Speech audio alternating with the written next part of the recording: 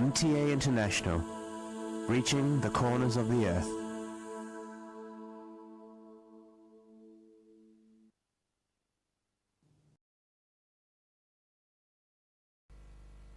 صلی علی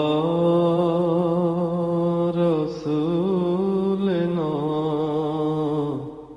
صلی علی محمد صلی علی نبینا صلی علی محمد صلی علی کریمنا صلی علی محمد صلی علی حبیبنا صلی علی محمد صلی علی امامنا صلی علی محمد صلی علی نبینا صلی علی محمد صلی علی رسولنا صلی علی محمد صلی علی شفیعنا صلی علی محمد صلی علی کریمنا صلی علی محمد صلی علی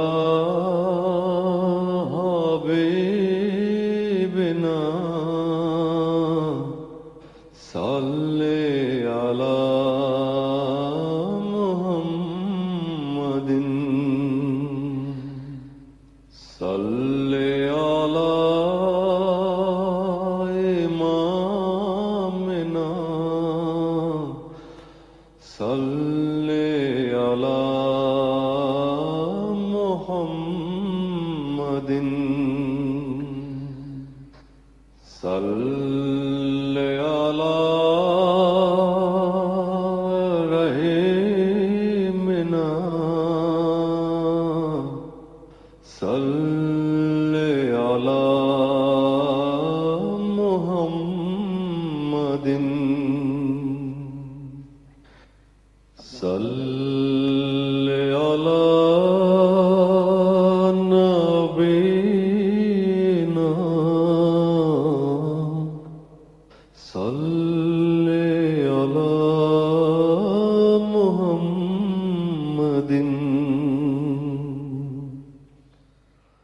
علی محمد صلی علی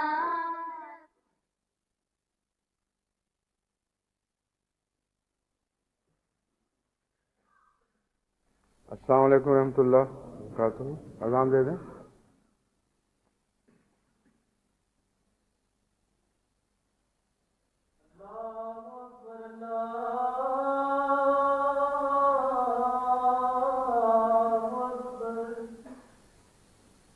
اللہ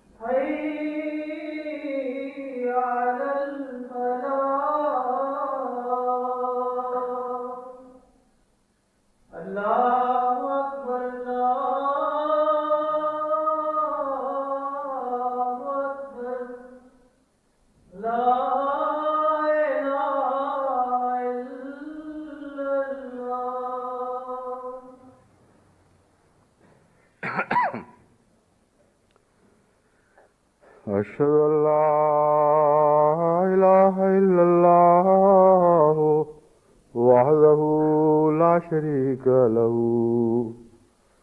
وأشهد أن محمدا عبده ورسوله أما بعد فأعوذ بالله من الشيطان الرجيم بسم الله الرحمن الرحيم الحمد لله رب العالمين الرحمن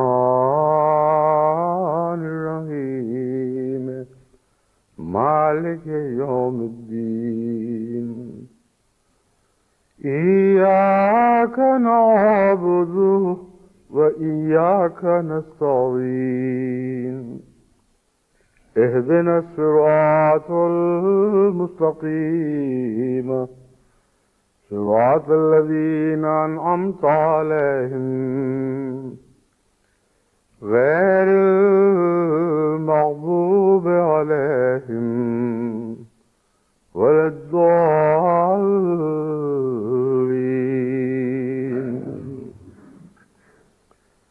فاطر السماوات والأرض جعل لكم من أنفسكم أزواجا ومن الأنعام أزواجا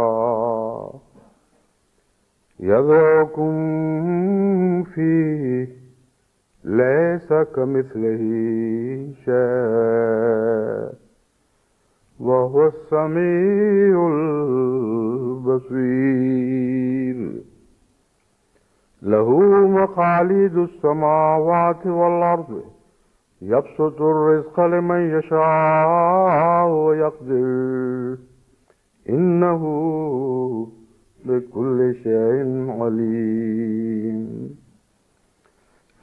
وہ آسمانوں اور زمین کا پیدا کرنے والا ہے. اس نے تمہارے اپنے نفوس میں سے تمہارے لیے جوڑے بنائے اور جانوروں میں سے بھی یعنی انعام میں سے مویشیوں میں سے بھی جوڑے بنائے. تمہیں وہ زمین میں اگاتا ہے، یعنی لفظی ترجمہ ہے بیج ڈال کر جس کو اگایا جاتا ہے، اس کے لیے لفظ ذرا استعمال ہوتا ہے. تو وہ زمین میں تمہیں اگاتا ہے یعنی تمہاری پرورش فرماتا ہے. لہوم فیہ لیسا کمثلہ شیء، اس جیسا اور کوئی نہیں ہے. ان تمام صفات میں کچھ ملتی جلتی باتیں تمہیں دکھائی دیں گی، مگر در حقیقت مخلوق کی صفات سے خدا کی صفات کاملہ تک پہنچنا ممکن نہیں ہے. اس کے مقاصد کا کچھ شعور حاصل ہو جاتا ہے جتنا وہ چاہے، مگر ذات کا فہم ناممکن ہے، کیونکہ لیسا کمثلہ شیء، اس جیسا کوئی اور نہیں. وہ سمیع البصیر، اور سنتا بھی ہے اور دیکھتا بھی ہے، اور بہت سننے والا اور بہت دیکھنے والا ہے. اس سے پہلے یہ بیان فرما کر یہ بھی ظاہر فرما دیا کہ تمہاری سماعت کی طاقتیں اور طرح کی ہیں، اللہ تعالیٰ کی سماعت کی طاقتیں اور طرح کی ہیں. جو تم دیکھنا کہتے ہو وہ اور چیز ہے، جسے خدا دیکھنا کہتا ہے وہ اور مضمون ہے، کیونکہ اس جیسا کوئی نہیں. لہو مقالید السماوات والارض، آسمانوں اور زمین کی کنجیاں اس کے ہاتھ میں ہیں. یعنی کوئی مسئلہ بھی حل نہیں ہو سکتا، کوئی عقدہ کھل نہیں سکتا جب تک کہ خدا کوئی کنجی نہ تھمائے. اس کے بغیر خدا کا تصور کامل ہونا تو بہت دور کی بات یعنی ناممکن ہے. اس کی مخلوق کا تصور بھی درست نہیں ہو سکتا جب تک اللہ تعالیٰ اپنی طرف سے ان کو سمجھنے اور حل کرنے کی کنجیاں عطا نہ کرے. یبسط الرزق لمن یشاء، جس کے لیے چاہتا ہے اپنا رزق بسیط فرما دیتا ہے، اس کو پھیلا دیتا ہے، کھول دیتا ہے. وہ یقدر، اور تنگ بھی کرتا ہے.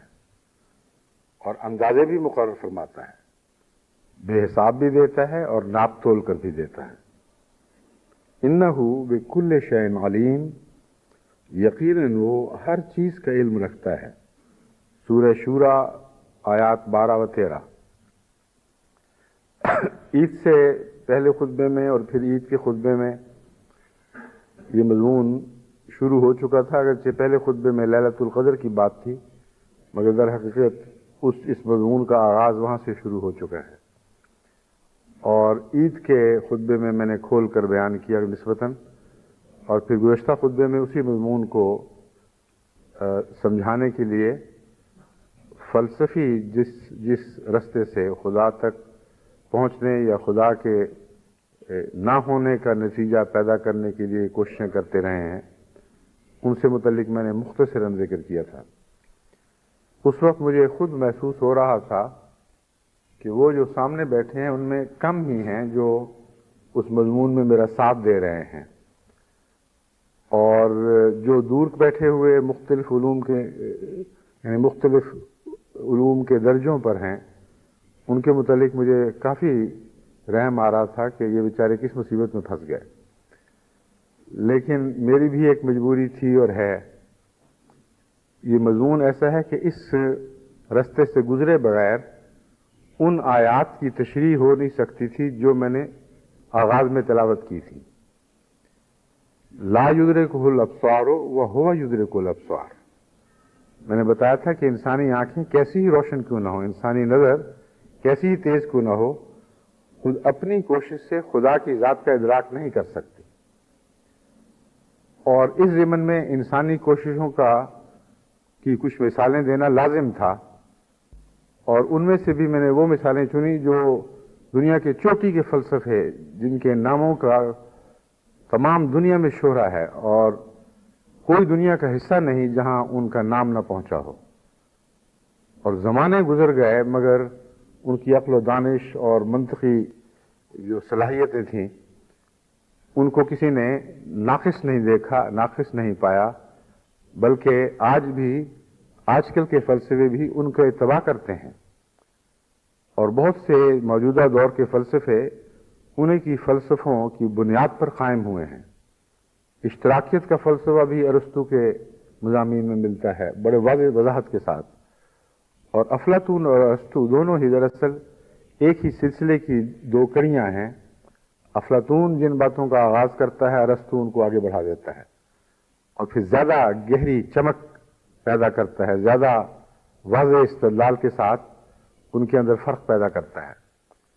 یہ باتیں ان کی طرف منسوب کر کے خدا کے تعلق میں مجھے لازماً کہنا تھیں، ورنہ آپ کو نہ سمجھ آتی کہ لا تدرکہ الابصار کا مطلب کیا ہے۔ بس اتنی بات تو آپ کو سمجھ آ گئی اور یہی کافی ہے۔ ارسطو، افلاطون اور اس جیسوں کے فلسفے سمجھ آئیں نہ آئیں، آپ نے کچھ نہیں کھویا اگر یہ بات جان جائیں کہ جو کچھ انہوں نے پانے کی کوشش کی اپنی ذات کی کوشش سے، وہ ایسی نہیں کہ اسے نہ سمجھ کر آپ نے کچھ کھو دیا ہو، کیونکہ اللہ تعالیٰ کی ذات میں کوئی بھی غور ممکن نہیں جب تک خدا اس کی خود مدد نہ فرمائے، اور اتنا ہی اللہ تعالیٰ کی ذات کی فہم انسان کو عطا ہو سکتی ہے جس حد تک اللہ تعالیٰ توفیق عطا فرمائے اور اجازت دے، اس سے زیادہ ممکن نہیں ہے۔ بس اب جب آپ سوچیں گے کہ اس خطبے میں کیا باتیں کہہ رہا تھا، جس خدا کے تصور تک ارسطو پہنچا ہے، بالآخر وہ ایک فلسفہ ہی ہے، اس سے زیادہ اس کی کوئی حقیقت نہیں۔ ایک منطقی تصور ہے جس کے ساتھ کوئی ذاتی تعلق قائم نہیں ہوتا، کوئی تخلیقی تعلق قائم نہیں ہوتا، کوئی شکر کا جذبہ پیدا نہیں ہوتا، انسان اس کے سامنے جھکتا نہیں ہے، اور وہ تصور وہیں ٹھہر جاتا ہے، آگے مسائل کو حل نہیں کرتا۔ گویا ایک مسئلہ ہے جسے حل کیا گیا ہے، مگر قرآن جس خدا کا ذکر کرتا ہے وہ تمام مسائل کا حل کرنے والا ہے، وہ ایسی خوبیوں کا مالک ہے کہ اس سے بے اختیار محبت ہونا ایک طبعی امر ہے، اور تمام فیض اسی کا جاری ہے، اور اس سے تعلق کے نتیجے میں اس فیض کو بڑھایا جا سکتا ہے۔ بس وہ خدا جس کو قرآن نے ظاہر کیا ہے، یعنی اللہ نے قرآن میں اپنے وجود کا تعارف فرمایا، وہ اور چیز ہے، اور فلسفیوں کا حاصل کردہ خدا ایک اور چیز ہے۔ زیادہ سے زیادہ ہم یہ کہہ سکتے ہیں کہ جو لوگ خدا تک پہنچے کسی حد تک بھی گرتے پڑتے، ایک نیک کوشش تھی۔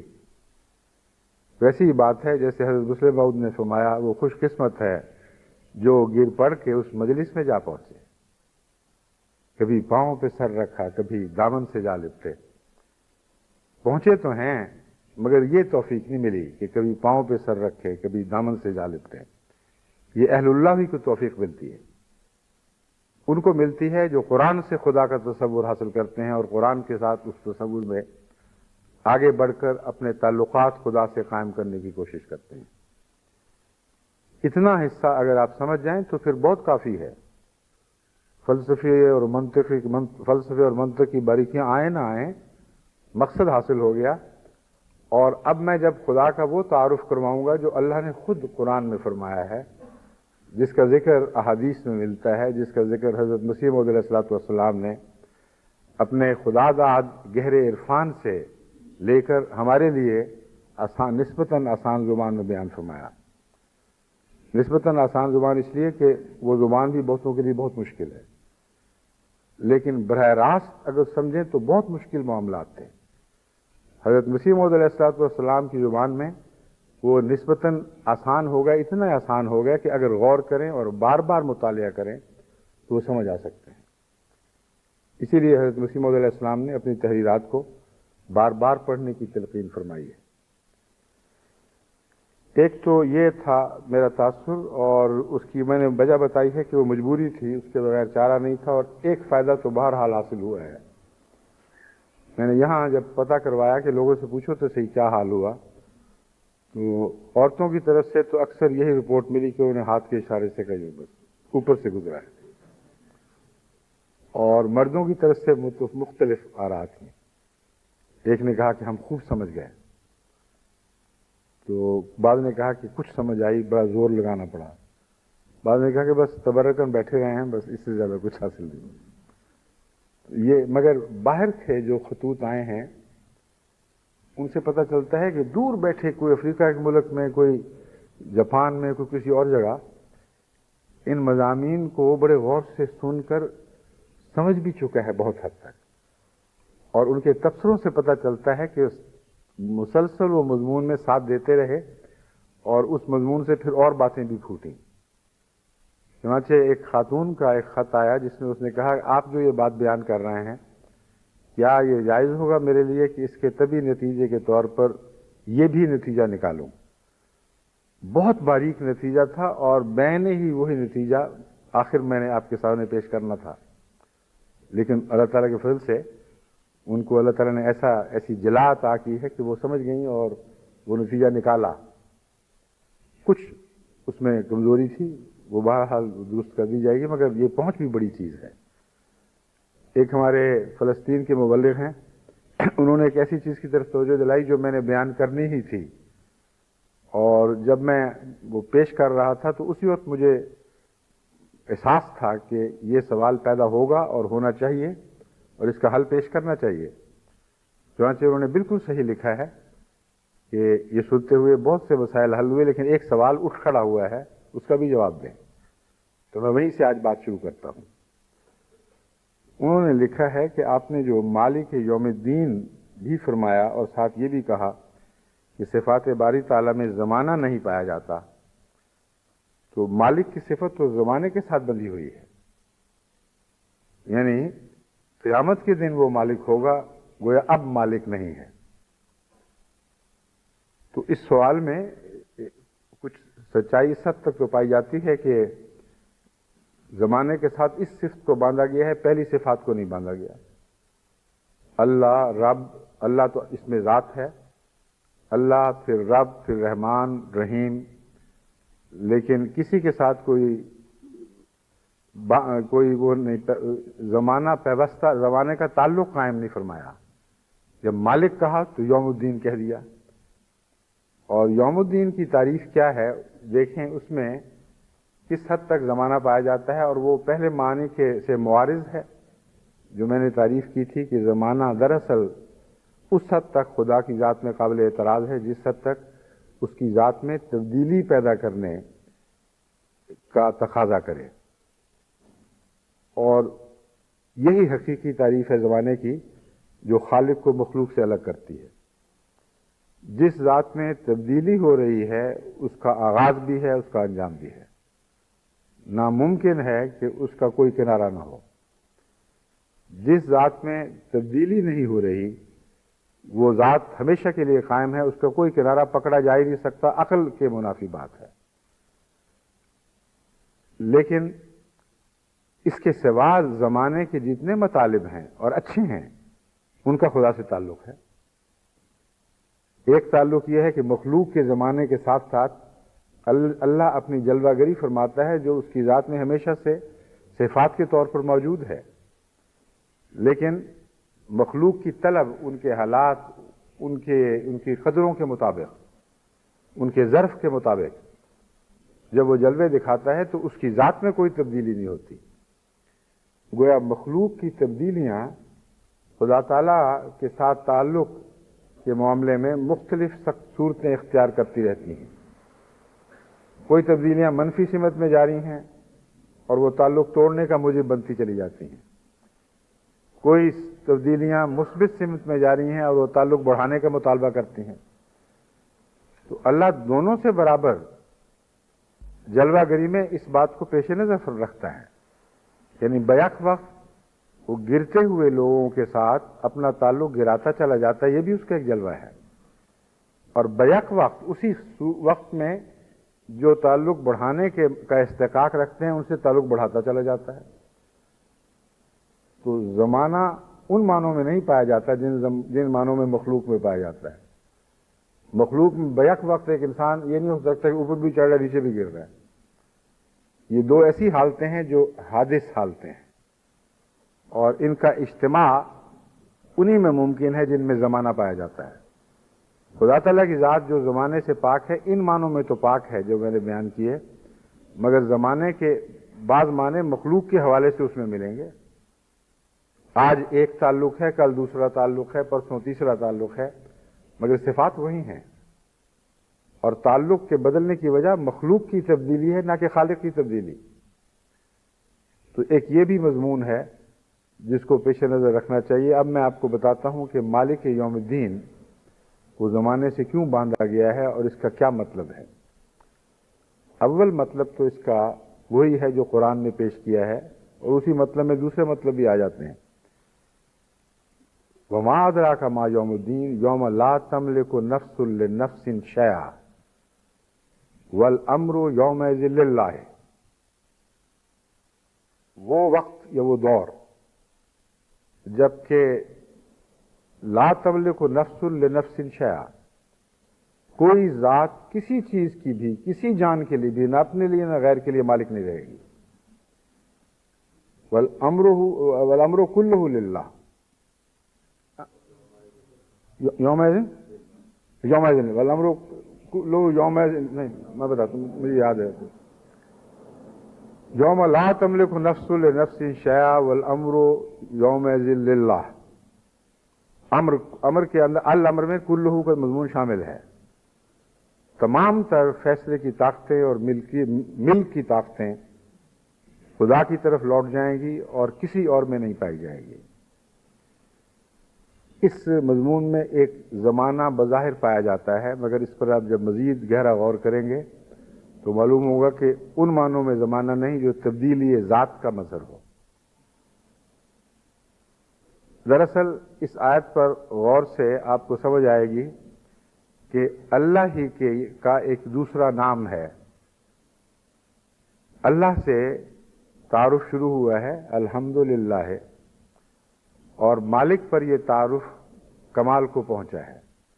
جس طرح قرآن کریم جیسے آغاز فرماتا ہے اسی مضمون پر انجام فرماتا ہے، اسی طرح سورہ فاتحہ کی یہ پہلی تعارفی آیت جس مضمون سے بات کو شروع کرتی ہے اسی مضمون کو بدرجہ کمال وضاحت کے ساتھ پیش کرنے کے بعد اسی پر اختتام فرماتی ہے۔ اللہ کا کیا مطلب ہے اس مضمون کی طرف میں اس کے بعد آؤں گا، پھر بات اور بھی زیادہ کھل جائے گی. لیکن یہ بتانا چاہتا ہوں کہ اس آیت کا اس مالک یوم الدین کا یہ مطلب نہیں ہے کہ صرف آخرت کے دن مرنے کے بعد ایک زمانہ ایسا آئے گا جب کہ وہ مالک یوم الدین ہوگا. اس دنیا میں مسلسل یہ یوم الدین بعض انسانوں کے لیے اور بعض قوموں کے لیے آتا چلا جاتا ہے، اور کبھی بھی زمانہ یوم الدین سے خالی نہیں ہے. ایک انسان جب موت کے کنارے پر پہنچتا ہے تو اس وقت اس کا یوم الدین آ جاتا ہے. یوم الدین کا مطلب ہے وہ ان صفات سے عاری ہو جاتا ہے یا ہو رہا ہے جو صفات اس نے اللہ تعالیٰ سے حاصل کی تھیں اور اپنی ذاتی بنا بیٹھا تھا. کلیتاً ان صفات کو جب اس سے واپس لینے کا وقت آ رہا ہے، یہ اس کا یوم الدین ہے. اور الامر للہ، یعنی یہ مضمون کہ امر سارا اللہ ہی کے لیے ہے، یہ اس وقت بہت کھل کر ہمارے سامنے آتا ہے.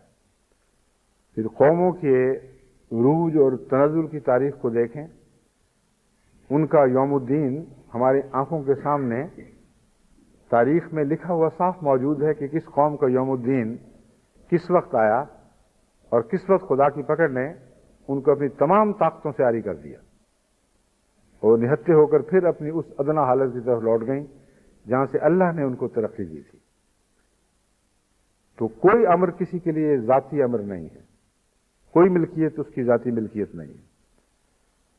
پھر جب انسان مرتا ہے تو اپنی جائیداد کا مالک کیسے رہتا ہے؟ اس کا یوم الدین تو آ گیا. اگر ظاہری جائیداد کے معنی لیے جائے صفات کے علاوہ تو وہ بھی سب کچھ اس کے ہاتھ سے نکل جاتا ہے، اس کا کچھ بھی باقی نہیں رہتا. تو ہماری ملکیتیں بھی عارضی ہیں، ہماری صفات بھی عارضی ہیں، اور یوم الدین خدا کا ہر آن ہر لمحہ جاری و ساری ہے. اور اس کو اگر آنکھیں کھول کر اب غور سے دیکھیں تو کائنات کے تمام مظاہر میں یوم الدین دکھائی دیتا ہے. ہر چیز ساتھ ساتھ جزا بھی پا رہی ہے. اور سریع الحساب کا یہ مطلب ہے. بعض دفعہ اللہ تعالیٰ فرماتا ہے سریع الحساب اور قیامت کے دن پکڑے جاؤ گے. تو سریع الحساب کیسے ہوا؟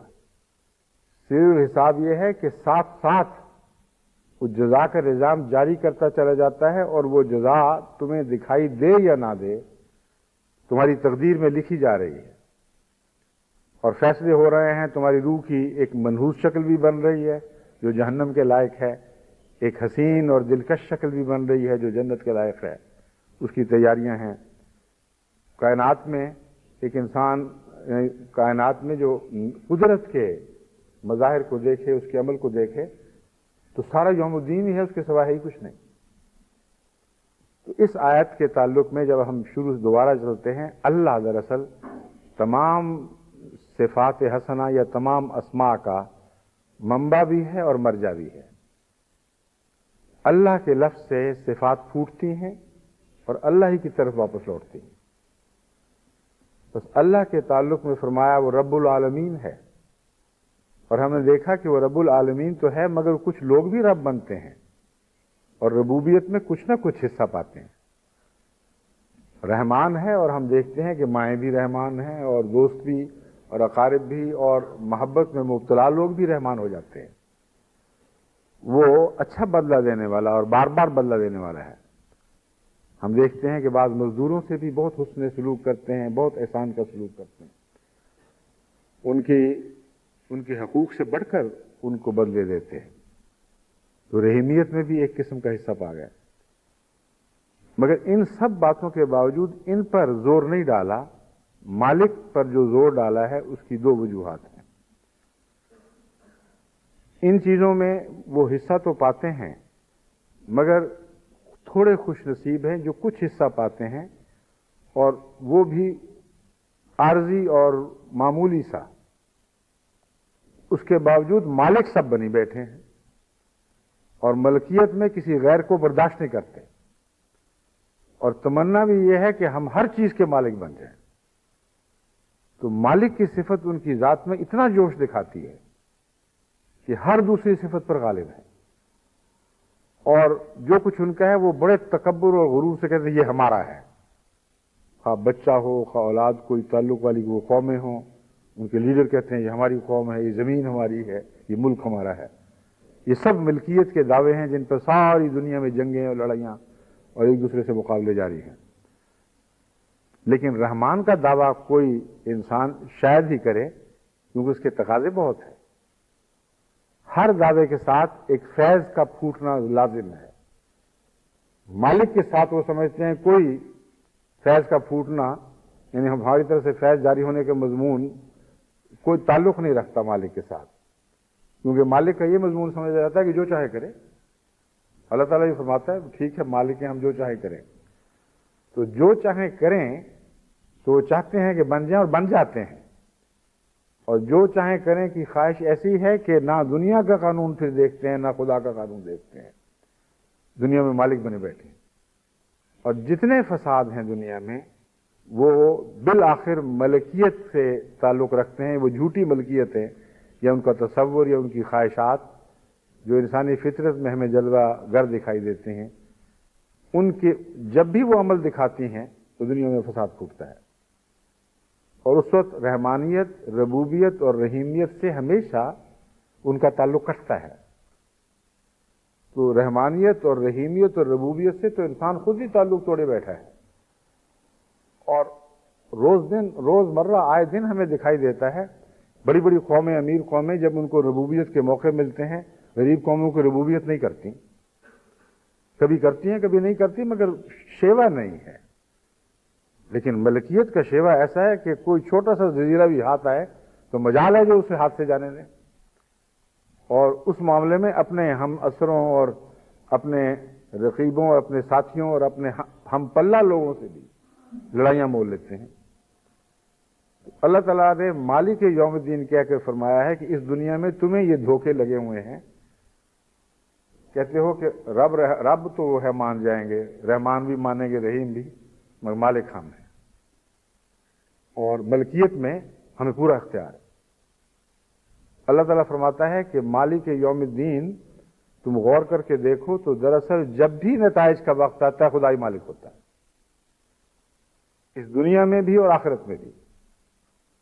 اور آخرت کے حوالے سے، اس زمانے کے حوالے سے جب مالک فرمایا گیا ہے تو اس کا تعلق ان تمام صفات حسنہ سے بھی ہے جو پہلے بیان ہو چکی ہیں.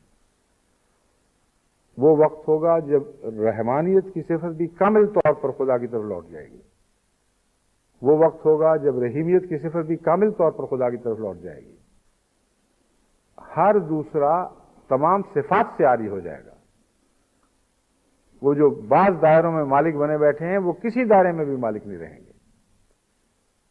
اور یہ مضمون ہے آخری موت کا مضمون جو حقیقی معنی رکھتا ہے. سائنسدانوں کو سمجھانے کی خاطر میں بلیک ہول کی مثال ان کے سامنے رکھ سکتا ہوں. جو فزسسٹ بلیک ہول کا تصور پیش کرتے ہیں اور سمجھتے ہیں وہ یہ خوب جانتے ہیں کہ دراصل بلیک ہول نام ہے صفات سے عاری ہونے کا، اور موت کی حقیقی تعریف ہی یہی ہے کہ صفات سے عاری ہو جاؤ. اگر صفات سے عاری ہو جائے چیز تو وہ عدم ہے. تو وہ وقت جب کہ خدا کے سوا سب کچھ عدم ہو جائے گا، کسی کی کوئی ذاتی صفت باقی نہیں رہے گی. اور اس وقت اگر کسی بندے پر رحم کرتے ہوئے خاص محبت کے نتیجے میں وہ استثنائی سلوک فرمائے گا تو اس حد تک وہ خدا کی صفات کا جلوہ گر رہے گا جس حد تک اللہ نے اس کو امتیاز بخشا ہے. کسی کی کوئی صفت باقی نہیں رہے گی، یعنی خدا کی دی ہوئی صفت بھی واپس اللہ کی طرف لوٹ جائے گی.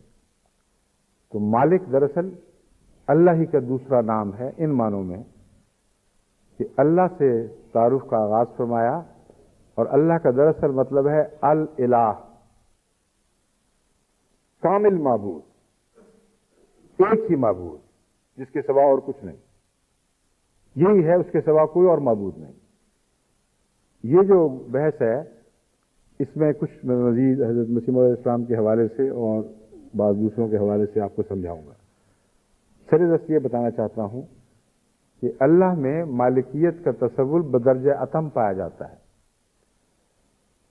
بس اللہ سے ذکر شروع کر کے جب رب فرمایا تو اس میں بہت سے لوگ رب بنتے ہوئے دکھائی دیے جو واقعتاً ربوبیت کرتے ہیں. بعض امیر قومیں غریب قوموں کی ربوبیت کرتی ہیں، مائیں اپنے بچوں کی ربوبیت کرتی ہیں، باپ اپنی بیویوں اور بچوں کی ربوبیت کرتے ہیں، دوست عزیز اپنے اقارب کی ربوبیت کرتے ہیں.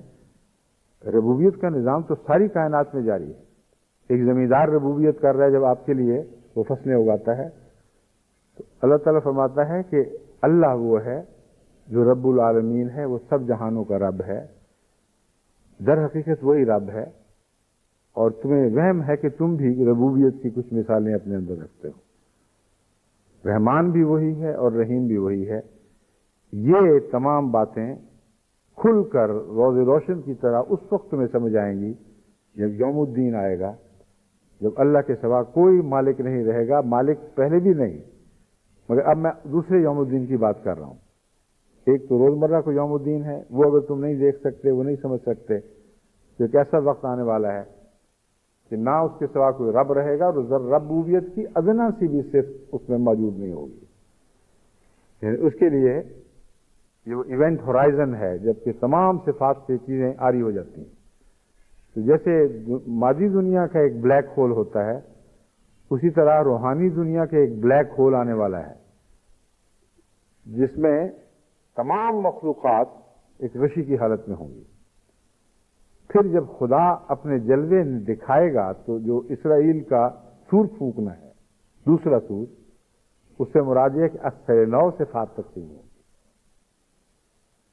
اور اثر نو جو صفات تقسیم ہوں گی وہ آنکھیں بند کر کے ہر ایک کو اسی طرح واپس نہیں کر دی جائیں گی جیسے اس نے سنبھالی ہوئی تھیں.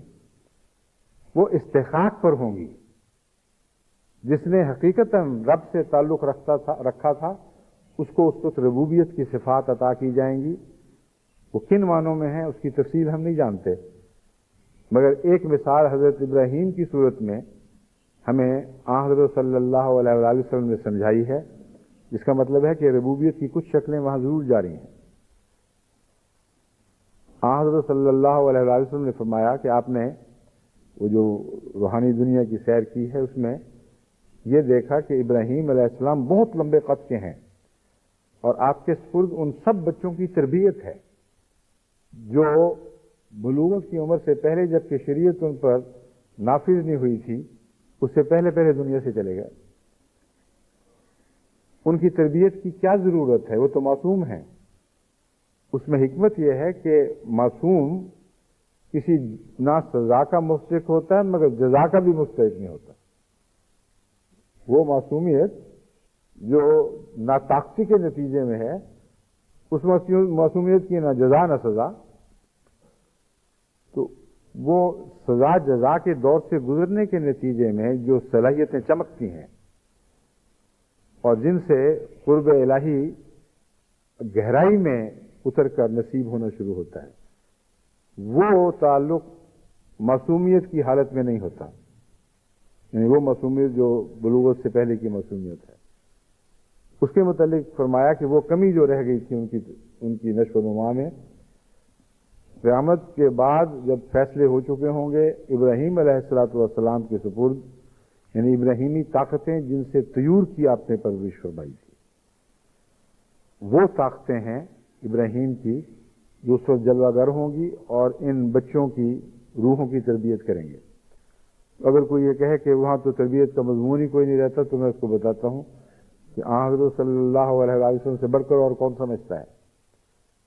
باقی کیسے مربی ہوں گے ہم نہیں جانتے، مگر یہ میں جانتا ہوں کہ اگر ابراہیم مربی ہیں تو محمد رسول اللہ ضرور مربی ہوں گے، کیونکہ وہ سب مربیوں سے افضل ہیں. سب سے زیادہ ربوبیت کی صفات آپ نے حاصل فرمائی تھی.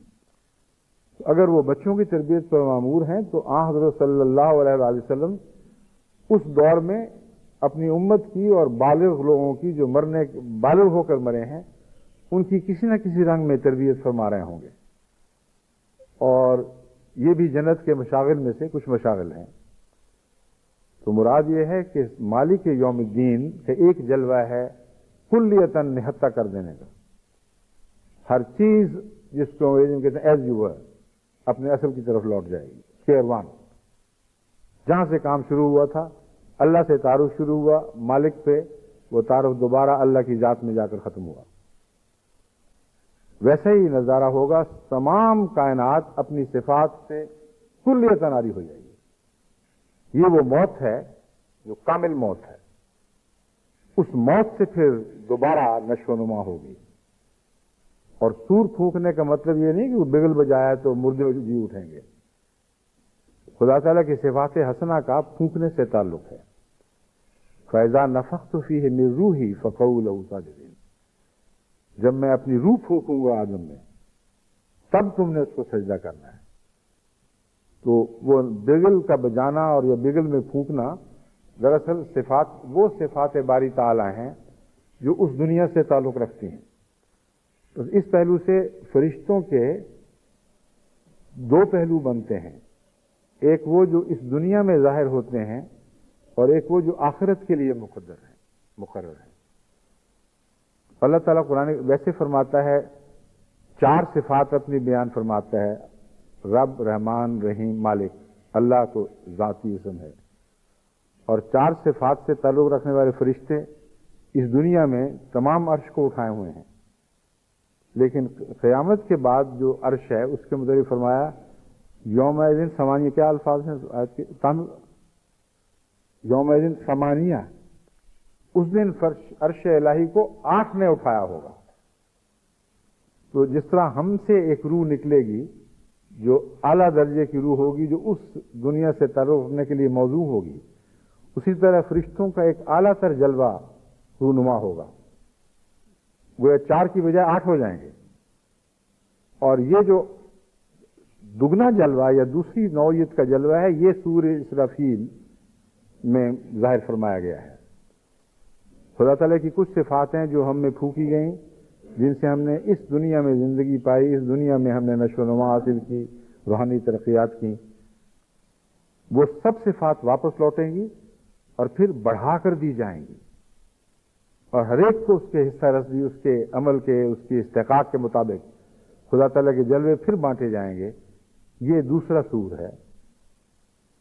پہلا سور زندگی بخش ابتدائی زندگی والا بھی پہلا سور ہے، اور موت کو کے وقت بھی ایک سور ہے جو واپسی کا حکم دے گا۔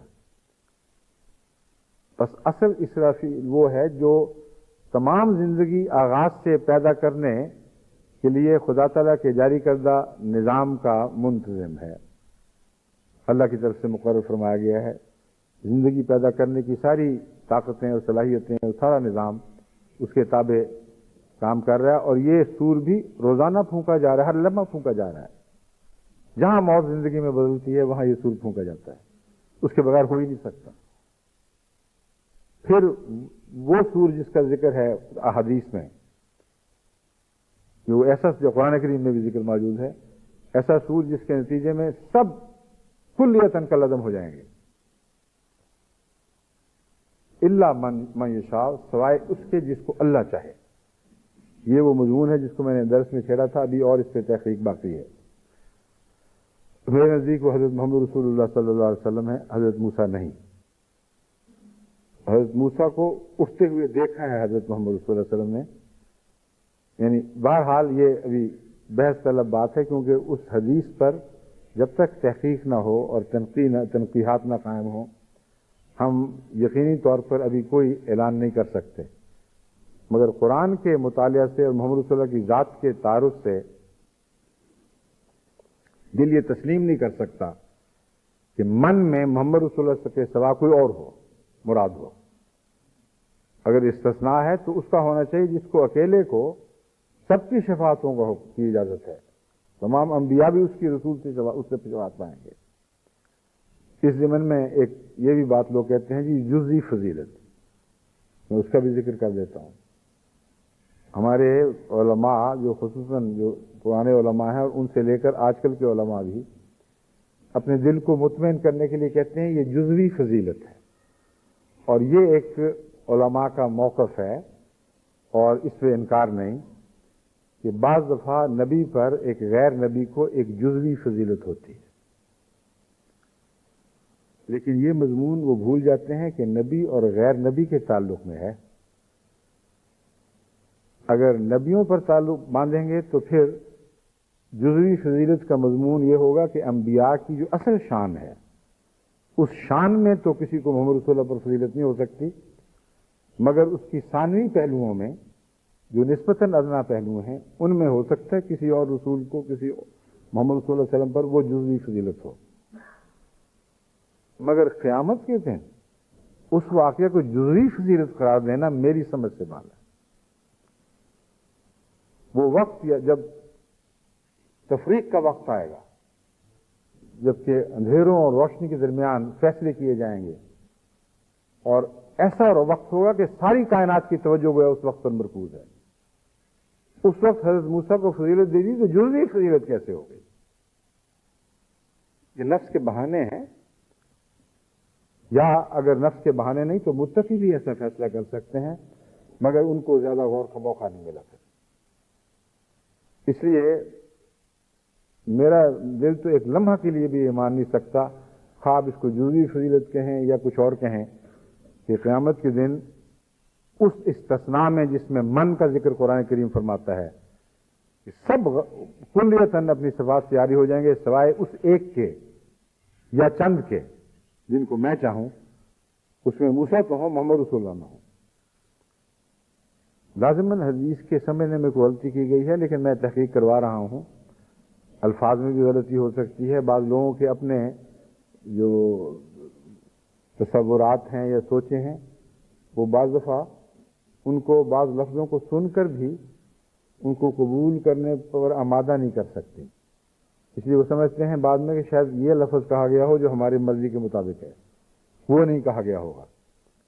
تو ایسے واقعات احادیث میں ملتے ہیں، ایک جگہ نہیں کئی جگہ ملتے ہیں، تو انشاءاللہ اس کی تحقیق کی جائے گی۔ مگر اب میں واپس اس مضمون کی طرف آتا ہوں کہ ملکیت سے کیا مراد ہے، مالک یوم الدین سے، کہ وہ تمام صفات جن کو خدا نے مخلوق کو عطا کر رکھا ہوگا ان کی بھی صف لپیٹ دی جائے گی، کلیتاً مخلوق ان سے عاری ہو جائے گی، سوائے ان کے یا اس کے جن کو اللہ چاہے کہ ان کو ہم نے اس سے عاری نہیں کرنا۔ اور میرے اس موقف کی تائید میں کہ وہ محمد رسول اللہ ہیں، حضرت اقدس مسیح موعود علیہ الصلوۃ والسلام کی ایک قطعی فیصلہ کن تفسیر ہے جو اس موقف کی تائید کرتی ہے۔ آپ فرماتے ہیں کہ پہلی صفات میں دوسرے نبی اس معنوں میں حصہ دار رہے کہ خدا تعالیٰ نے ان کو ان سے حصے عطا کیے، بعضوں کو رحمانیت کا مظہر بنایا، بعضوں کو ربوبیت کا مظہر بنایا، بعضوں کو رحیمیت کا مظہر بنایا، مگر مالک صرف محمد رسول اللہ بنائے گئے ہیں۔ مالکیت کا مظہر سوائے حضرت محمد رسول اللہ کے کسی اور نبی کو نہیں بنایا گیا، اور یہ یوم الدین کا رسول ہے۔ تو دونوں باتوں کی تائید ہو گئی کہ ایک یوم الدین تو بعد میں آئے گا، ایک یوم الدین ہے جو آ بھی چکا ہے، یعنی آخری قیامت جو دنیا میں رونما ہونی تھی، وہ عظیم انقلاب جس میں ساری دوسری صفات چھین لی جائیں گی اور ایک ملکیت کے نقطے پر اکٹھی کر دی جائیں گی۔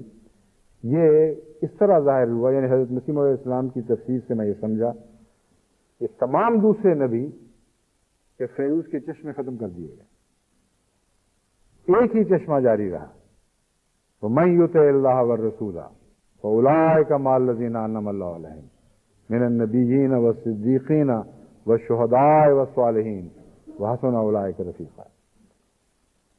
اب وہ بات نہیں رہی کہ ہر چشمے سے جہاں سے تم چاہو تم فیض اٹھاتے پھرو، اب یہ قانون جاری ہوا ہے کہ جو اللہ کی اور اس رسول کی اطاعت کرے گا، فَأُولَٰئِكَ مَعَ الَّذِينَ أَنْعَمَ اللَّهُ عَلَيْهِمْ، یہی وہ لوگ ہوں گے جو انعام یافتہ گروہ میں شامل ہوں گے، یعنی من النبیین، نبیوں میں سے، صدیقوں میں سے، شہیدوں میں سے اور صالحین میں سے۔ تو مالکیت کا جلوہ دیکھیں ظاہر ہو چکا ہے، کون اس جلوے سے آنکھیں بند کر سکتا ہے؟ تو حضرت مسیح موعود علیہ الصلوۃ والسلام کو اللہ نے روحانی طور پر یہ علم عطا فرمایا کہ نبیوں میں محمد رسول اللہ مالک ہیں اور کوئی نبی مالک نہیں ہے، کیونکہ مالک وہ ہو سکتا ہے جو باقی سب کو بے فیض کر کے ساری طاقتیں اپنی ذات میں اکٹھی کر لے، اور یہ توفیق اللہ نے محمد رسول اللہ کو عطا فرمائی ہے اور آپ کی ذات میں جلوہ گر ہوئی ہے. اس کے بعد بتائیں کہ جزوی جزوی فضیلت آپ کیسے کہہ سکتے ہیں اس بات کو؟ یعنی محمد رسول اللہ اس وقت محمد رسول خدا تعالیٰ کی مالکیت کے جلوہ کا مظہر نہیں بنیں گے. موسیٰ بن جائے گا, اس سے سب کچھ واپس نہیں لیا جائے گا. بس وہ جو اس دنیا میں مالک سچا ثابت ہو چکا ہے, اس کو قیامت کے دن اس مالکیت سے محروم کرنے کا کوئی تصور ہی نہیں ہو سکتا.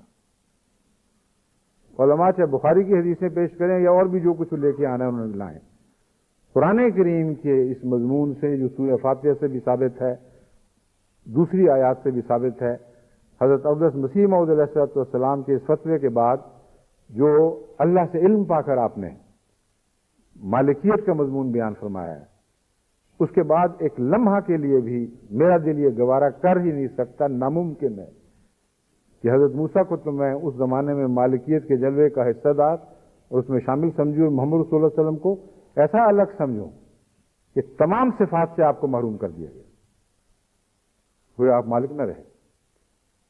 تو ضرور اس میں اور باتیں ہیں, اس پہ اور بھی میں نے غور کیا. اس حدیث کے اندر اس کے طرز بیان میں کچھ ایسے رکھنے پائے جاتے ہیں جو ثابت کرتے ہیں کہ رسول اللہ صلی اللہ علیہ وسلم کا کلام پوری طرح یہ نہیں ہو سکتا. اس کے اندر دلائل موجود ہیں, لیکن جب میں وہ مزید اور باتیں کچھ دریافت کروں, غور کر لوں, پھر انشاءاللہ آپ کے سامنے پیش کروں گا. تو اب اتنا میں بتاتا ہوں کہ مالک یوم الدین کے متعلق جو ان کو خیال گزرا ہے, ٹھیک خیال گزرا ہے, بظاہر زمانے کے ساتھ تعلق ہے, مگر ان دو معنوں میں دراصل اس کا زمانے کے ساتھ تعلق ہونا خدا تعالیٰ کی ذات اور صفات کے منافی نہیں ہے. کیونکہ ایک تعریف جو ہم نے بیان کی, یہ مطلب تو نہیں کہ وہ لازماً خدا اس تعریف کا پابندی ہو گیا ہے. وہ تعریف ایک حد تک خدا کی ذات پر صادق آتی ہے, اور اسی حد تک صادق آتی ہے جس حد تک اس کی سبحانیت کو زخمی نہیں کرتی. کوئی تعریف خدا تعالیٰ کی ذات پہ صادق نہیں آ سکتی جو اس کے سبحان ہونے کے مضمون کے منافی ہو.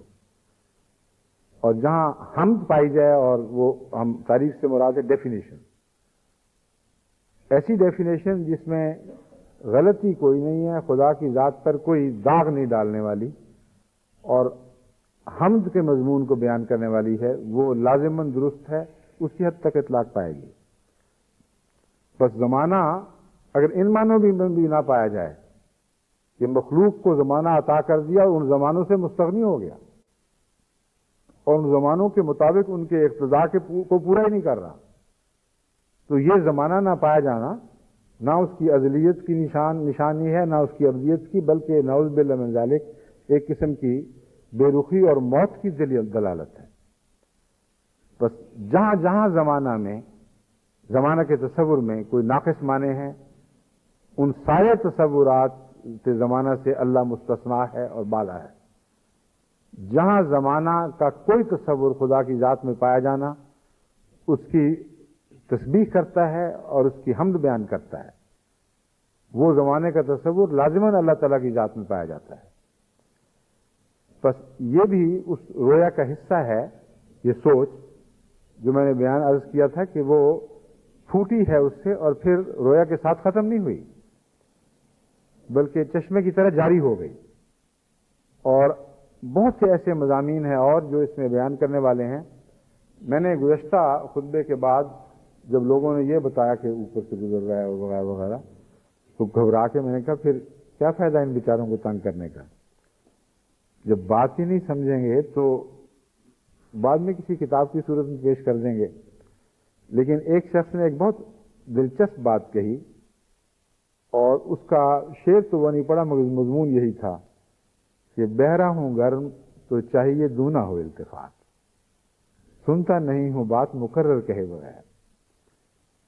کہ ٹھیک ہے ہم بہرے ہیں, مگر بہروں کو چھوڑ تو نہیں دیا کرتے, اونچی بولا کرتے ہیں, بار بار بولا کرتے ہیں.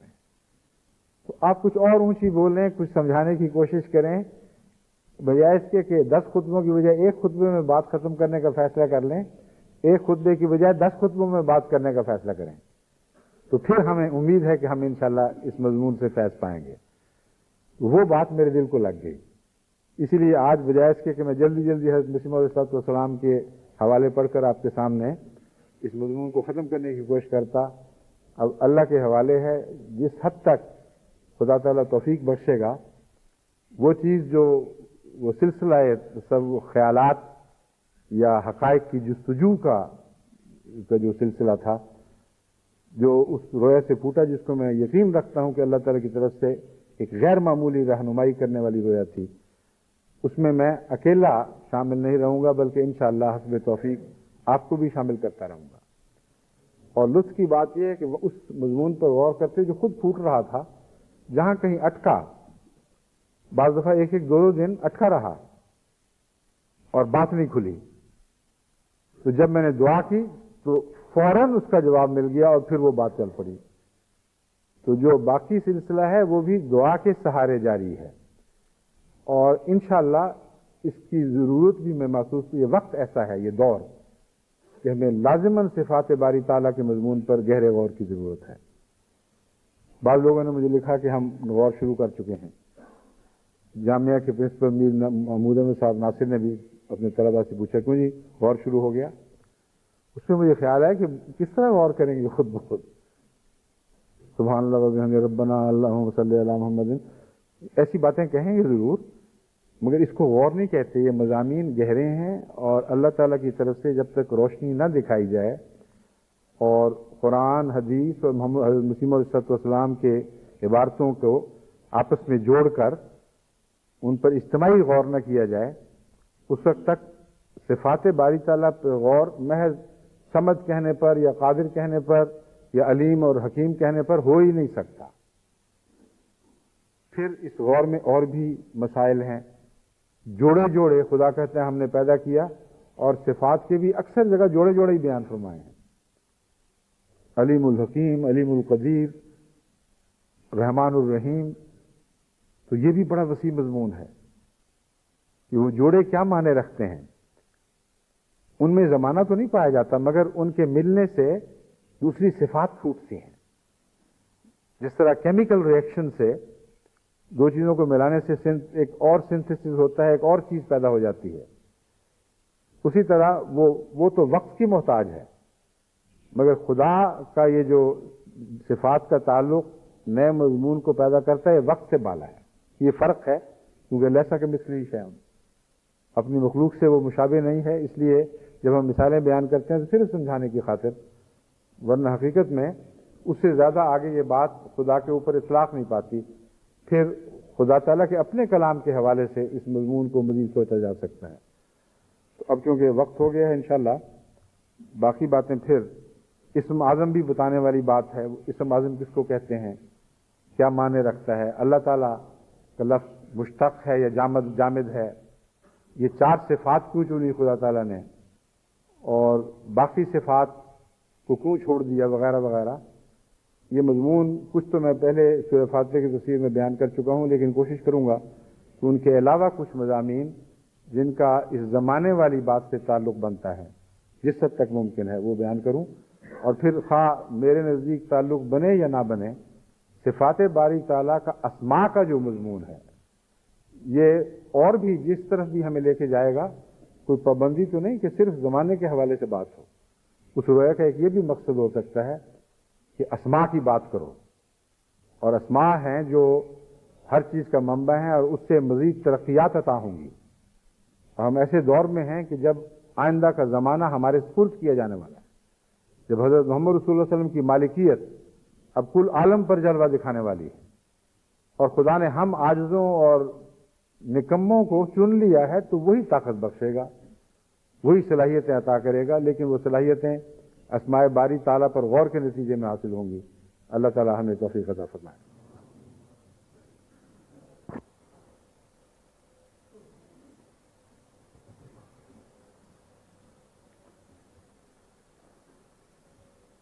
امام صاحب، یہ جمع کا کب تک سلسلہ چلے گا؟ اگلے جمعے کا وقت بدل جائے گا؟ پھر ٹھیک ہے. آئندہ جمعہ سے انشاءاللہ یہ ظہر اثر کی جو جمعہ کے ساتھ، ویسے تو ظہر اثر جمع نہیں کی جاتی مگر جمعہ کی جاتی ہے تاکہ لوگوں کو واپس جا کے سہولت سے نماز، یعنی یہاں سے پڑھ کے جائیں تو یہ جلدی نہ ہو کہ رستے میں ہی نماز کا وقت ختم نہ ہو جائے. اس وجہ سے یہ فیصلہ کیا گیا تھا کہ سردیوں کے مہینوں میں جہاں وقت بہت چھوٹا رہ جاتا ہے اس وقت تک جمعے کے ساتھ عصر نماز جمع ہوگی. میں نے امام صاحب سے پوچھا تھا کیا کب تک رہے گا یہ اب سلسلہ؟ کہتے ہیں ہم جب یہاں وقت بدلتے ہیں گرمیوں کے اس کے ساتھ یہ بدل دیتے ہیں، تو اگلا جمعہ آخری ہوگا جمعہ کے لحاظ سے، اس کے بعد انشاءاللہ پھر ظہر اور عصر یعنی جمعہ کی نماز اور عصر کی الگ الگ پڑھی جایا کریں گے.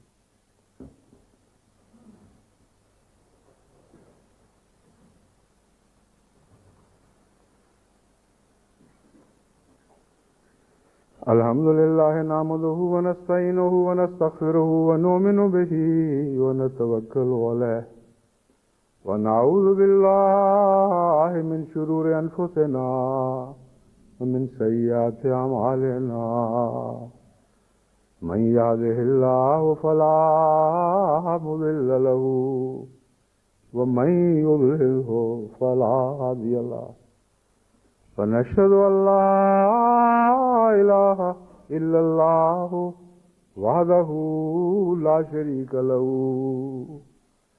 ونشهد ان محمدا عبده ورسوله.